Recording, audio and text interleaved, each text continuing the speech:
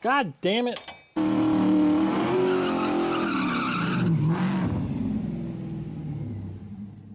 What's going on, guys? Welcome back to another video. So you can see I've been hard at work here on the Camaro trying to get everything back together. Where we last left off, I just kind of got the harness routed where it needed to go and the AC compressor on. Obviously, I got the blower on now. I have the blower belt on, throttle body's in, injectors are connected, transmission is in. I have our new poly crossmember installed, which I'm actually finishing up right now. And today, we're going to be finishing up that crossmember, and we're going to be installing the torque arm. So my girlfriend got me this beautiful UMI adjustable torque arm. Here's the original one right here that I've been running forever. Original one from '86 came with the car. You can see there's a little bit of a difference when it comes to strength. But yeah, this is fully adjustable, so I'll be able to dial the pinion angle in. Obviously, it's a hell of a lot stronger, and I'm also relocating it because with that Holley new crossmember I got, that's going to take the mounting point off of the transmission and it's going to mount it to the crossmember. Which brings me to what I'm doing right now. I got the crossmember pretty much bolted up. I had to modify the actual mount itself where it connects to the transmission. For some reason, the holes were just past the holes in the mount here in the crossmember, and I couldn't get the bolt through. So I just reamed out or filed out the bracket here and just slid this forward on the actual mount. So now, see, everything lines up where it needs to be. And what I'm about to tackle now is the final two bolts for the back of this thing. So I have the factory hardware holding it in right now, transmission's on the jack, and we have to drill a hole here and a hole there. And that's going to support the back of this and bolt it to the frame because the torque arm is going to be mounting here. So you can see just pushing on this a little bit. The whole back of this thing is just moving and flexing. So we got to get this bolted down. To do that, the crossmember comes with a couple of these bolts and these plates. So what I'm going to try doing right now, I already drilled this side, so we got a hole going through there. I'm going to fish the plate through the hole in the frame and just somehow push it along until I can get the bolt to catch that nut, and then I can tighten it down. I still have to drill out this side, but it's going to be the same procedure. Before I get to work on that, final little kind of update for what's going on with this thing. The only thing I'm really waiting for up here to finish this up is the lid.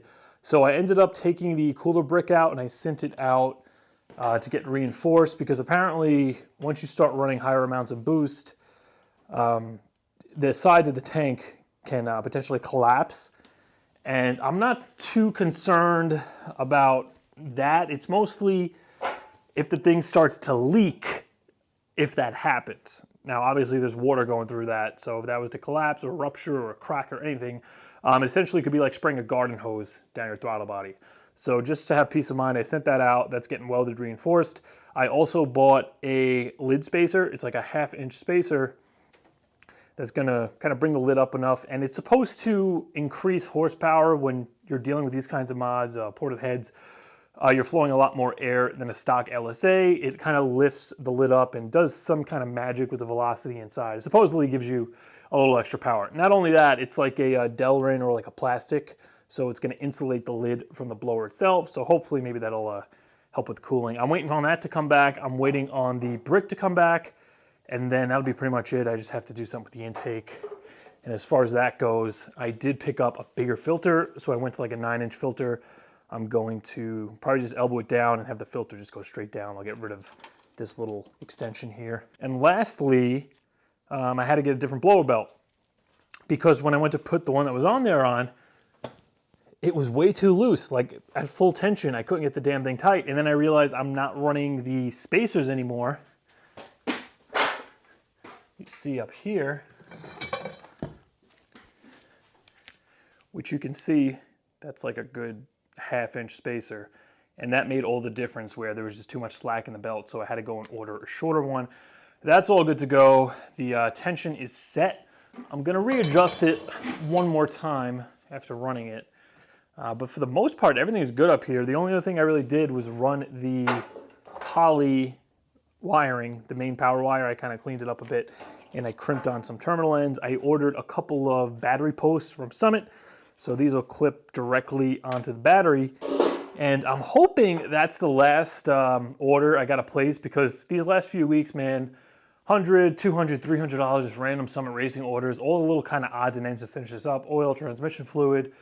I had to order a bung for the O2 sensor. I bought an adapter for my oil pressure to get the factory 3rd gen gauge working, and it's just kind of been a lot of random little crap that's really adding up. I did put some oil in it. I went with 10W30 comp break-in oil just to be safe. I also picked up Redline ATF. One of you guys recommended this for my transmission problems. Is it going to help with the second gear grind? Who knows, but I figured it was worth a shot. It got some great reviews on Summit Racing. All right, I'm going to hop under the car, get this cross member sorted out, and then we're going to get ready to install the torque arm.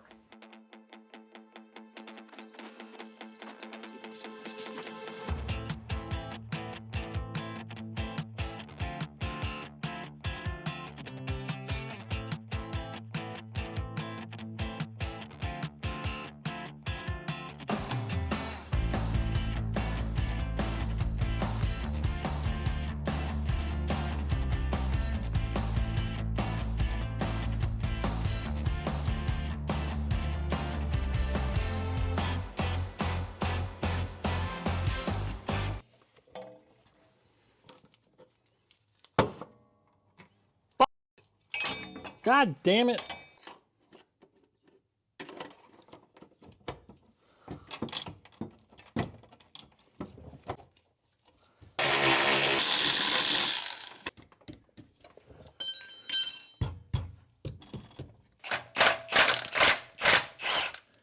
All right, guys, mount is done, and it is a hell of a lot stronger now. There is no wiggle, no vibration, nothing. I got the 2 mount bolts in. All those are torqued down, obviously. And I also positioned the actual mount so the hole is pretty much between these 2 points, because the old torque arm mount was right here, and this is where it connected on the transmission. So that's pretty much falling in the exact same height with the output shaft as the old one was. And you can see now it's no longer rubbing either, since everything is a little torqued down. I have that in the right position. So I already put some grease in here. I'm going to slide the torque arm in. We'll get that tightened down. And then it's time for drive shaft. And then we get to start fabricating a Y pipe. Because this cross member, you can see it's squared off at the bottom. My old one wasn't. So the old Y pipe is not going to fit with this cross member, unfortunately. All right, guys, next day. So where we last left off, we got the arm pretty much installed. I got the 2 bolts through the actual arm to that bracket. And then I noticed the front of it was rubbing on my drive shaft loop on the driver's side, and then the middle of it was rubbing on the seat belt bracket where the bolt comes through the body and it has like threads in it. So if you look on the bracket here, I still have the arm up in there. I just pulled this off the diff. It has these 2 sets of holes, and you can either set this, in one set or the other. That's going to move the back of this thing left or right. So the problem is, if I wanted to use these holes here, this thing won't slide over. Being I have an S60 rear, the pumpkin is just too big where this part right here is hitting it before these bolts even get remotely aligned with the holes. So I did a little digging, specifically on LS1 Tech. And I think UMI Performance is a sponsor on there, because UMI actually responded directly to the guy's inquiry. And basically they said just to cut it.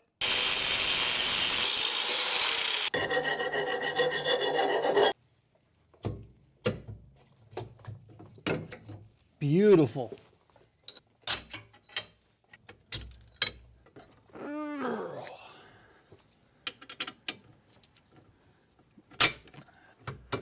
All right, now I just got to tip the back of the rear up so I can slide the top one in, tighten down all the bolts, And I think that's it for the torque arm until I actually get an angle gauge.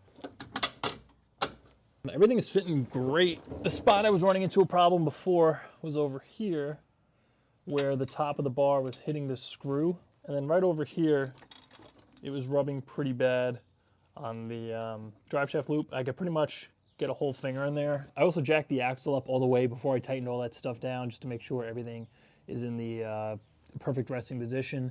And I think that is it for the torque arm. Right now, I'm gonna try, I don't have a Sawzall, I gotta get the rest of this exhaust out so I can run my cat back in there, and I have to put the Panhard bar or the track bar relocation bracket in because the 4-inch pipe isn't gonna fit between that space.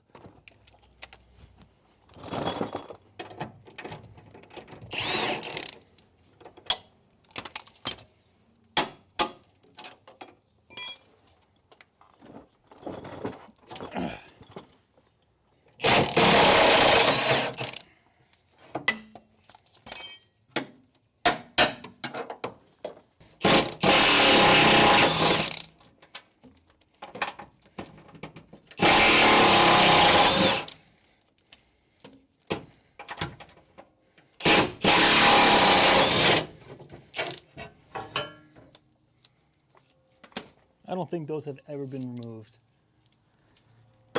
So you can see, this exhaust has been rubbing. Oh wow, look what it did to the friggin' on the axle. That thing has been rubbing on this rear end for a long ass time. So by getting this relocation bracket, it's basically gonna drop this down, and then we'll have room to clear our 4-inch pipe. I hope, because I don't know how much is gonna help that. Hopefully I can run it in a way where it's not gonna be rubbing on this axle anymore.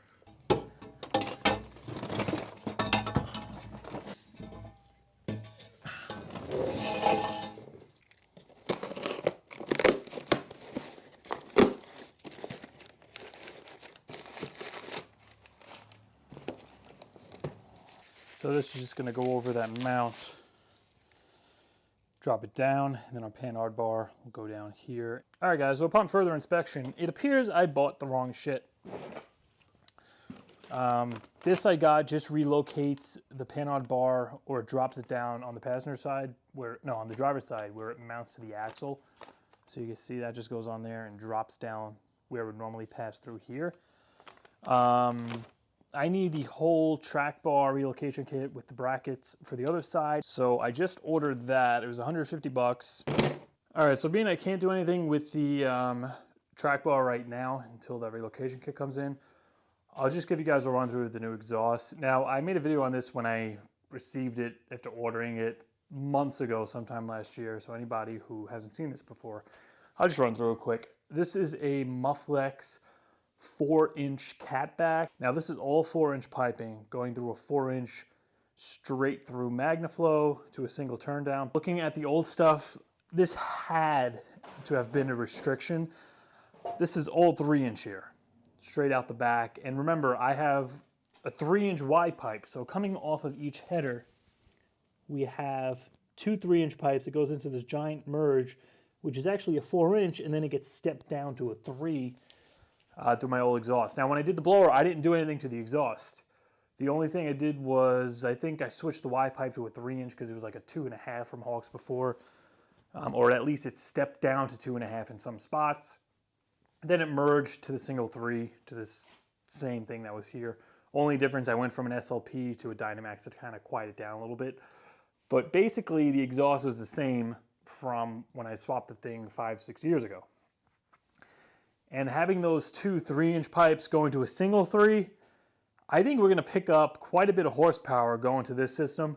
This is pretty much going to go in the way it is. The only thing I might actually do, because I'm not too thrilled about this muffler, it might be just ridiculously loud, I might step this down to a 3 right here, use my Dynamax, have the same kind of outlet there, also with 3, and then I'll just put a cutout somewhere in this area where I'll have it split off, and I'll have one pipe come out this way for the cutout or somewhere in this area, and then this will just step down to a 3. So when I'm on the street, it'll be just 3-inch right through the Dynamax, relatively quiet. And then when I go to the track, or if I really want the friggin' beans, I'll just open the cutout and that'll just blast 4-inch straight out that side. On top of that, I need to manipulate the Y pipe in a way to clear that new cross member, being my torque arm is now mounted to the cross member, and I don't have the clearance I did before with the old Hawks one. But I think I'm gonna end this video here, guys. I was kind of planning on making this like a long one and doing the exhaust and stuff, but I think by the time I get the panel bar relocation, by the time I get the actual lid spacer to get the lid back together, it's really just the little kind of intricate shit now as far as, you know, manipulating the Y pipe, kind of the pain in the ass stuff that I'm saving for absolute last. And then I'm hoping within a couple of weeks we'll be able to start this thing up. Once this is up and running, I know I said this before, but we're gonna jump back into Trans Am stuff while this is getting tuned, and we'll play around with the Holly and stuff. But that's why I have no Trans Am stuff coming out, because I want to get this car running and out of here. And then I also got a new set of shocks for the Tahoe, as well as a few other things, so there will be content on that. But right now it's just run through, get the Camaro running, get it out of the garage, off to tuning, and then more stuff's gonna come. But for now, that is gonna do it for this one, guys. See you in a few days.